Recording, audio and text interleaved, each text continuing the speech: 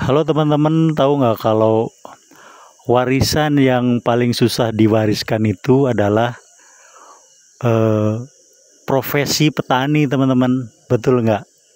Nggak betul. Nah, menurut Bang Sugir sih ada betulnya. Contoh kayak gini nih. Untuk saat ini anak-anak muda itu cenderung menggiati atau mau belajar di bidang misalkan IT ya, jadi komputer, teknik telekomunikasi, terus multimedia, terus juga eh apa itu otomotif, jadi otomotif motor, otomotif mobil ya, anak-anak muda sekarang ya. Nah, jadi untuk yang mewarisi nanti ini agak jarang-jarang teman-teman, susah diwariskan. Bahkan rata-rata yang masuk di kebun stroberi, terus juga kita tanam tanaman padi itu kebanyakan usia lanjut.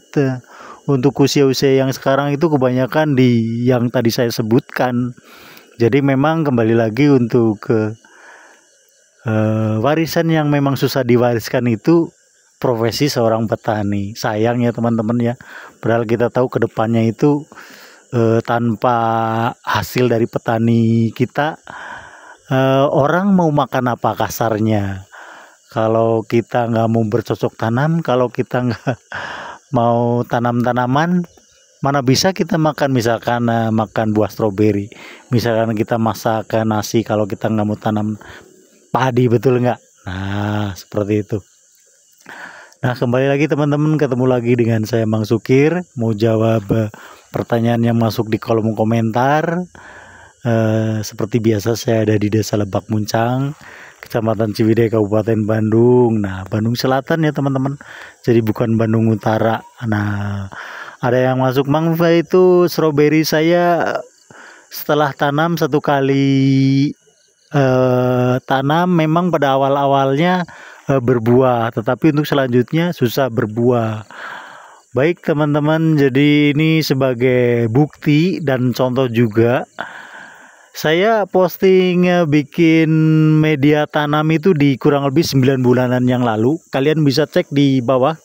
Di bawah video saya itu 9 bulan yang lalu cara bikin media tanam yang baik dan benar. Nah, untuk tanahnya dulu saya ngambil di sini.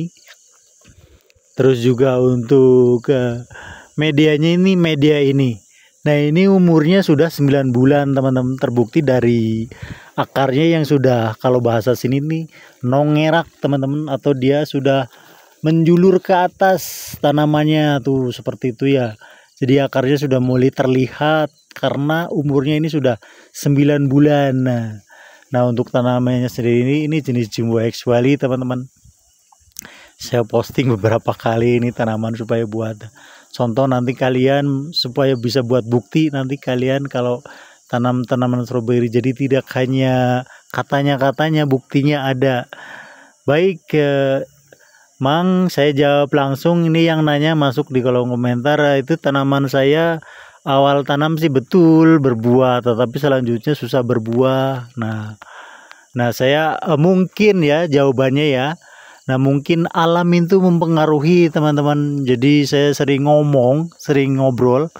Itu kalau kita tanam tanaman stroberi untuk di dataran tinggi, saya sudah buktikan. Saya tanam di Bandung itu kalau saya pakai kohe itu mati teman-teman, karena memang datarannya kurang, maksudnya itu dataran rendah, itu di 500 mdpl Bandung itu. Sedangkan di Ciwidey ini 1400 mdpl, jadi dingin terus juga tinggi juga.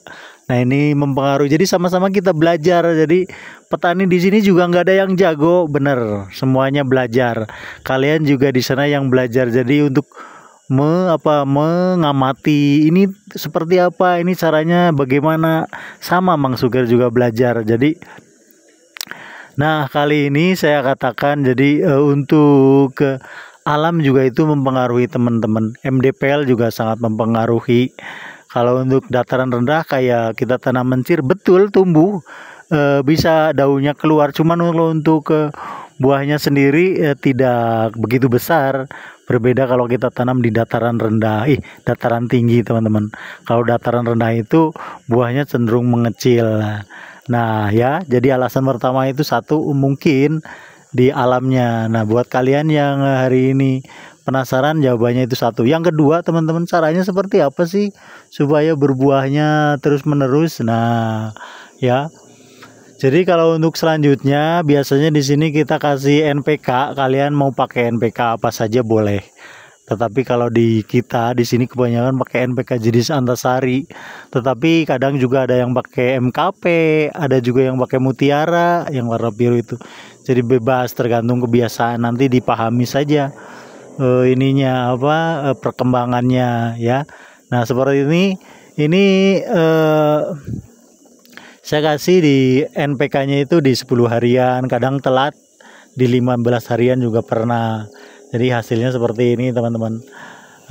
Terus juga kita kasih juga pupuk kandangnya ini di sini ini kita kasih di 5 bulan sekali kadang-kadang. Terus ada yang juga pakainya 3 bulan sekali ya. Jadi tidak ada patokannya, teman-teman ya. Teman untuk sebagai contoh saja. Terus juga untuk medianya kalau sudah nongerak seperti ini udah masuk mau 1 tahun, akarnya sudah mulai kelihatan keluar. Biasanya sih saya kasih media lagi, saya tutup lagi seperti ini. Contohnya ada di video yang lain. Nanti kalau sudah masuk 1 tahun, teman-teman ya.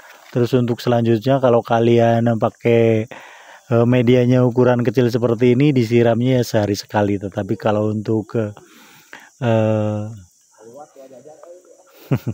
tetapi kalau nanti kalian tanamnya dengan menggunakan media karung, bisa siramnya di 3 hari sekali masih bisa. Tetapi kalau untuk yang media kecil seperti ini, siramnya di 1 hari sekali, karena ini kan menampung air di medianya nanti cuma sedikit. Jadi alangkah baiknya dipersering, teman-teman, siramnya, karena ini nanti kalau nggak sering-sering akan cepat kering si medianya, karena kan kecil sedikit ini. Berbeda kalau yang media karung seperti ini, teman-teman ya.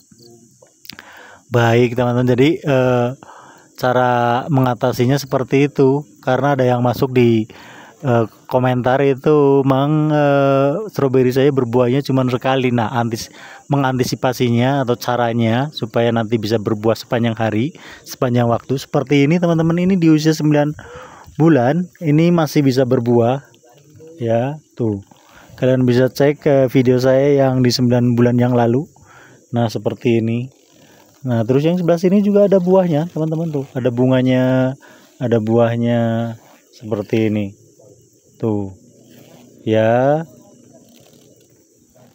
Baik, nanti kalau ada yang kurang jelas, kurang paham, kalian bisa masuk di kolom komentar. Saya Mang Sukir dari Desa Lebak Muncang, Kecamatan Ciwidey, Kabupaten Bandung. Mudah-mudahan ada manfaatnya.